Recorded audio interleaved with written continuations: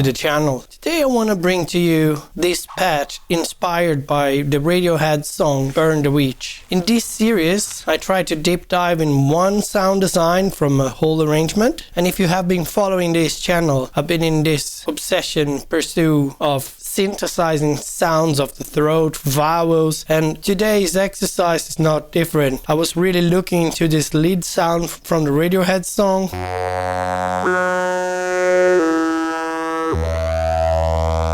where we can recognize these vibrations from the throat and vowel sounds. This patch was a lot of try and error, really listening into the original track and trying to get the best of the two worlds within the octaves that they are playing in this introduction. And I think I found a very interesting trick there that you can learn together with me as we go through how this sound was constructed. So if you want to see the principles I used to synthesize this sound and try to reproduce this patch into your Hydrasynth, follow me through this video and I will show you what were my thoughts behind it and all the values for you to actually recreate this patch on your Hydrasynth. So without further ado, let's jump into it.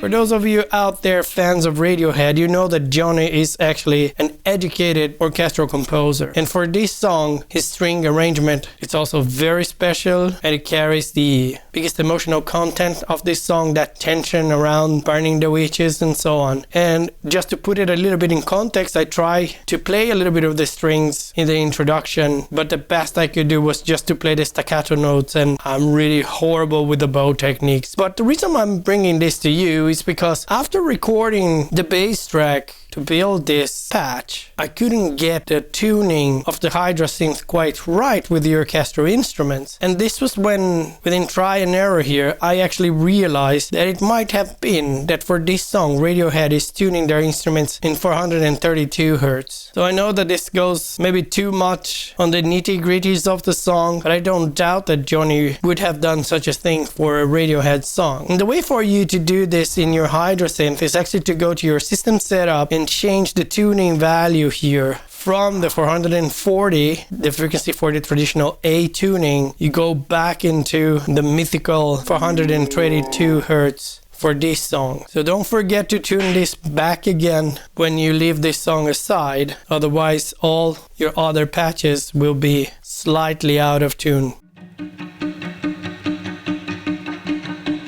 So let's get started here on the voice menu. I'm trying a new format with you guys, so I will actually leave the screen frozen up here so that you can pause and copy this value instead of reading out loud all the values there. But I'll try to focus more on the explanation for you. So let me know in the comments if you prefer the old way or this way of explaining. But anyhow, for this lead sound, we actually need our polyphony set to monophonic, and I actually encourage you to play it using the note priority last.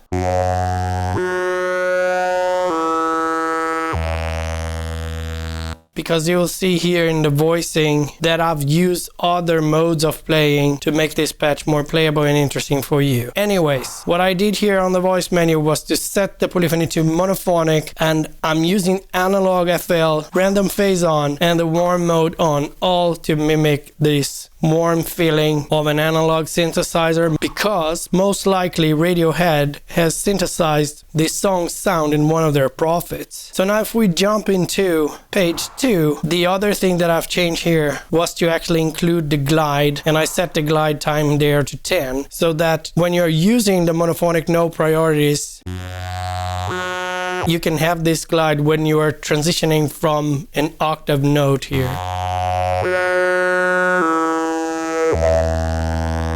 So the gliding legato is on, and you might as well activate your button on the left there for the glide if you want to play this song using the notes priority for the monophonic. So now let's have a look into how this sound is constructed by looking into the signal chain there on the module selection here.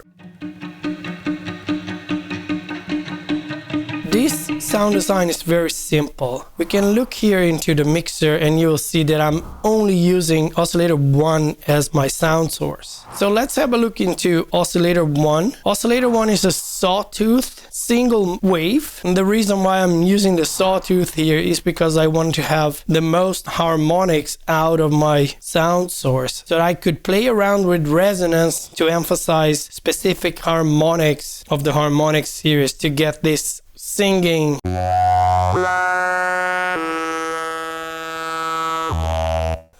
harmonic as I glide between the octaves here.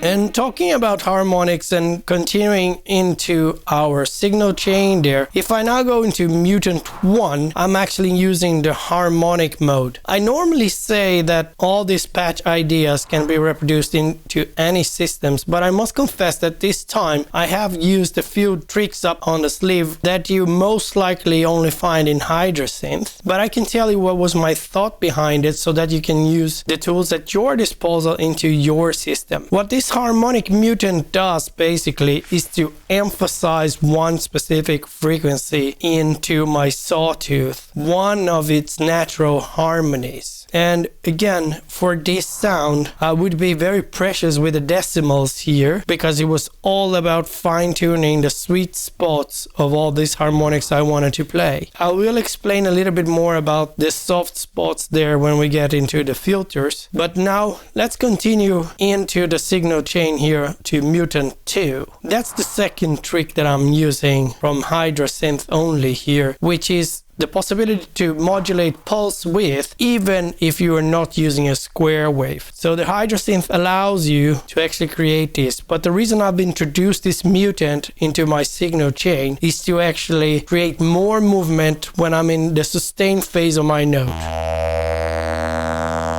So you can see here that the peaks of my frequencies are actually moving both in amplitude but also in phase.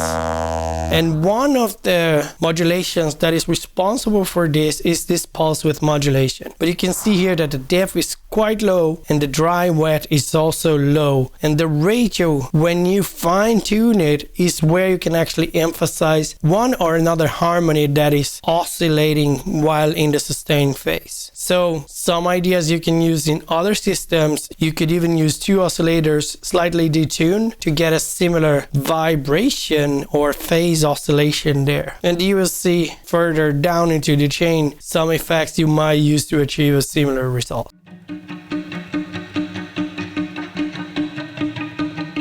Just to be didactic here, going back to the mixer just to show you that oscillator 1 is in max volume, no other sound source. But this next step is where actually the magic happens, and it is in the combination of filter 1 and 2 here. So if we go into filter 1, you can see my filter shape there. I'm basically using a low pass filter, one pole, with a slight trick that I discovered while designing this patch. And the reason why I'm using a low pass filter is because in this search for recreating vowel throat sounds, I've learned that a combination of a few band pass filters very resonant to emphasize one specific frequency is what is needed to synthesize human vowel sounds. So that's what I was trying to do with this filter shape here, emphasizing some of the frequencies there. But if you have watched my previous video when I did the vowel sounds in the Mo grandmother, what I did there actually was combining two filters in series. But the trick that I've been talking about to you now was actually to use something that I also think is difficult to find in other systems, which is the possibility to key track the cutoff frequency of my filter to a negative value. What key track does is usually that if you're using a low pass filter, this will muffle your sound quite a lot. And in many of the cases, when you're playing higher octave notes, you want your filter to release a little bit and bring the cutoff frequency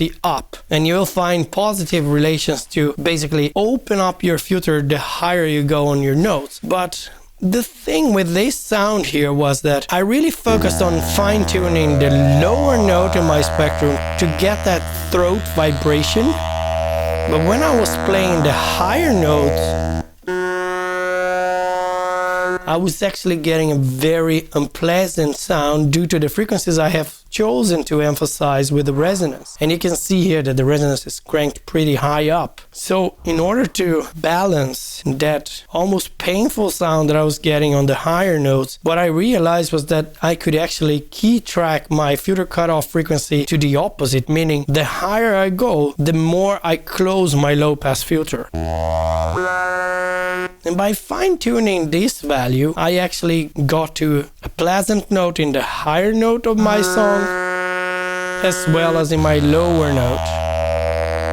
And if you pay good attention here, you will realize that actually the filter is quite more open when I'm lowering my octave there. If I now go to page 2 of filter 1, you will see that I'm actually using my filters in series, and this will be important when we talk about filter 2 there. But I also added drive to create that saturation. And the reason why I use this is because one of the iconic sounds that comes to my mind when I am trying to design a sound like that with a throat vibration is actually what Dire Straits would do in Money for Nothing. And over there, what he had was like a chain of saturation effects, and he would use a wah pedal on a fixed position, which is basically a filter with a lot of emphasis in a specific frequency there. So he would find a sweet spot with his feet, but it was a saturated sound. So that's what I'm trying to achieve here. Another important parenthesis here is that tiny influence from the LFO1, which is the LFO pre-routed to the filters there, but I will talk more about that when we talk about LFO1. If we now look at filter 2, this is actually a low pass notch high pass, but my morph here is placing my filter in the notch region. And the reason for that is because on the Mo Grandmother video, this was actually the best result I got to get to this very throat guttural sound,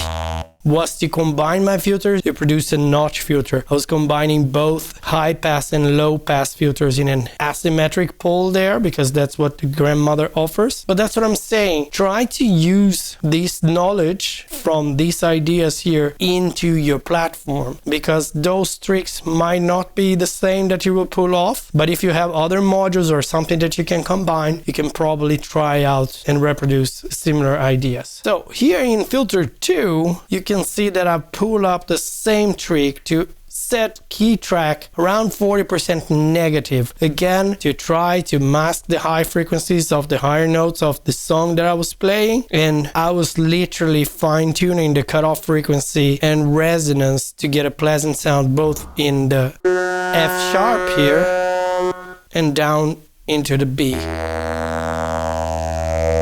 You will also see later on in my modulation what am I doing with the key track there, and this for me is the secret spice of this patch, to actually both use the negative key tracking there but play around in modulation with those values.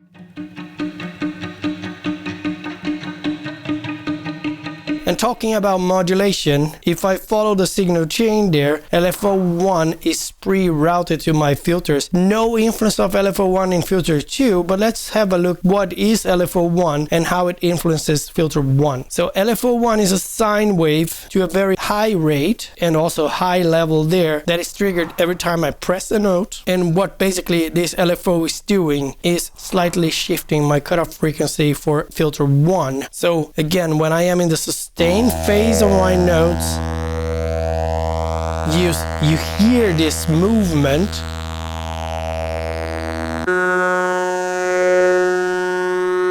and that is a sum of our pulse width modulation in Mutant 2 and also this tiny influence of a very fast LFO acting directly into my filters there. So now let's have a look into the amplifier section.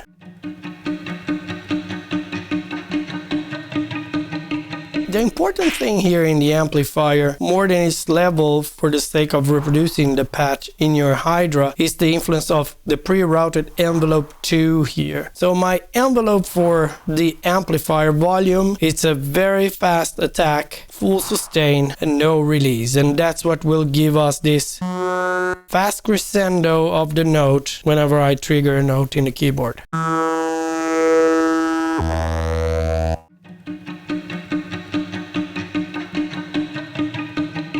So So now let's jump into the pre-effect session. The pre-effects can be used to bring depthness to your sound or saturation, but in my case I'm still doing sound design and shaping the timbre of this sound here on my pre-effects using the equalizer. You see that I've started from low boost preset, but I basically changed all the values. So don't trust in low boost only, look into the details of all the values here. I'm boosting a lot the low end of my frequencies, not so much gain into the high frequencies. Like I said, they were painful in the ear, so the equalizer is actually muffling the sound a little bit more to put the sound in the background of the mix, such as the original song of Radiohead. I'm also boosting the mids quite a lot and having this low shelf on the lower frequencies and this high shelf on the high frequencies to increase the overall volume and balance of all the frequencies here. The dry wet for my equalizer is around 80% there.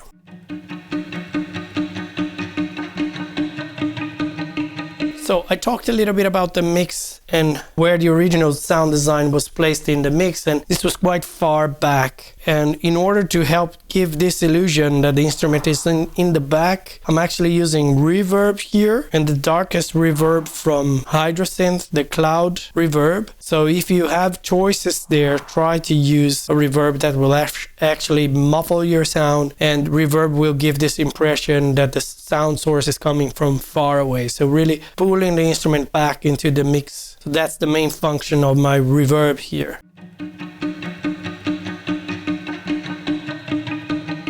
And last but not least, in the post effects, again with that same idea of not letting this sound static to create that vibration. Since I have only one oscillator there, I actually introduced a phaser that combines really well with this idea of the vibrating deep throat sounds.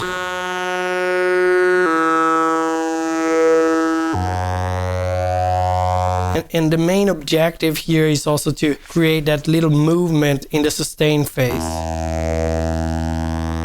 So what is really contributing to this modulation and movement is Mutant 2 there with a pulse width modulation, my LFO1 here to a very fast pulse modulating the cutoff frequency of filter 1 there, and last but not least the effect, the phase effect, bringing these frequencies back and forward in my sustain phase.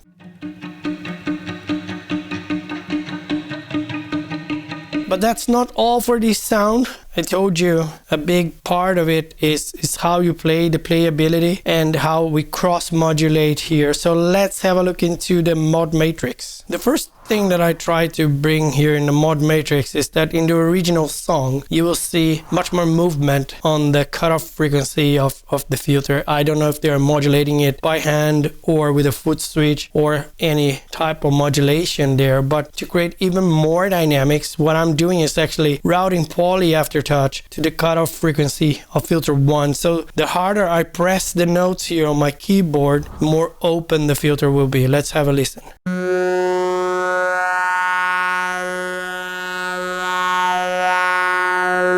You really get the Y effect, and this can contribute to both randomize a little bit more your playing and bringing more richness and movement to the sound, but also to give you expression. Just watch out that every time you step on the gas here, you will get a higher volume, so you might clip. So make sure that your gain is set before recording or playing with the band, so that when you use the aftertouch to full throttle, you don't clip. Now, again, the secret spice of this patch is this modulation and working around the key track for both filter 1 and 2. And another element that I brought into the picture here to create this subtle movement to the cutoff frequencies of both filters, instead of modulating directly the cutoff frequency like we do here in Poly Aftertouch, I actually decided to try to play around my key tracking. And to add even more movement to this articulation of the throat sound, vowel sound, I've actually used envelope 5 here. If you have been following this channel, you know that I tend to get the envelopes and LFOs from the right to the left, so that I know that I can take the vacant ones before we start start messing up with the pre-routed ones. So let's have a look into envelope 5, and you'll see it's a pretty square envelope with a very slow attack, full sustain, and a very slow release to 1.28 seconds. Here is also my attenuation curves for the attack curve, and I haven't messed with the third page of this envelope. So what this envelope is doing is this movement on the keyboard tracking of my both filters. Let's go back to the mod matrix and you'll see there. Again, for filter 2, I'm doing that negative movement, meaning that the higher I play the notes, more muffled the sound will be. But for filter 1, which is my low pass filter that has this big influence in the overall brightness of the sound, I actually decided to do the opposite. So when I play the filter, I'm actually pulling the key track slightly up. And this movement will bring the sound from a more muffled attack into a more brighter sustain. So this is it for my signal chain here. Let's do a quick recap.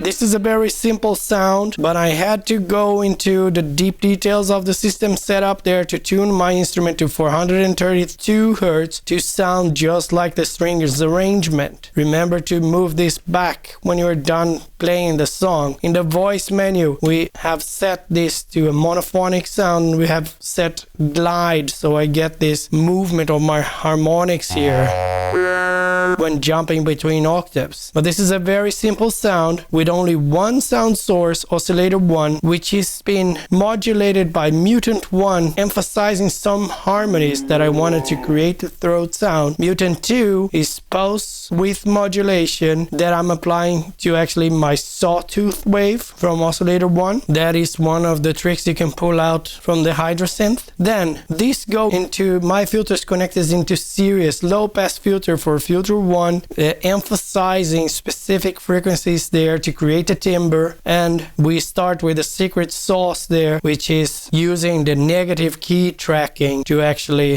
have a pleasant sound both in higher notes and lower notes. Filter 1 is also being modulated by LFO1, which has this very high rate, but it is a very subtle modulation there into the cutoff frequency of filter 1, and the same here for filter 2, which is a notch filter, and the two filters are combined in series, right? No secret there in the amplifier. It's just a slow attack envelope coming from envelope 2. I'm equalizing the overall sound in my pre-effect using the equalizer to boost lower and mid frequencies, using reverb to hide the sound in the back of the mix, and in post effects again applying phase effect to create movement while the note is in the sustain phase. Envelope 5 is used also to bring movement and modulate the key tracking for filter 1 and 2, and I'm routing also in the mod matrix the aftertouch to cut off frequency of filter 1 to open the sound as soon as I step the gas there. I still think that this sound doesn't nail the original recording, but I have learned something new while trying to design it with this whole negative key tracking and modulation via key tracking of the filter cutoff frequencies, and I really wanted to share this trick with you. Let me know in the comments if you try to reproduce this sound, even more if you try to reproduce this sound in other platforms. What were the tricks you used, and share with others so we can all learn from you. Thank you for all subscribers, thank you for the newcomers, thank you for all of you that have been following me and interacting with the channel, and as always, thanks for watching.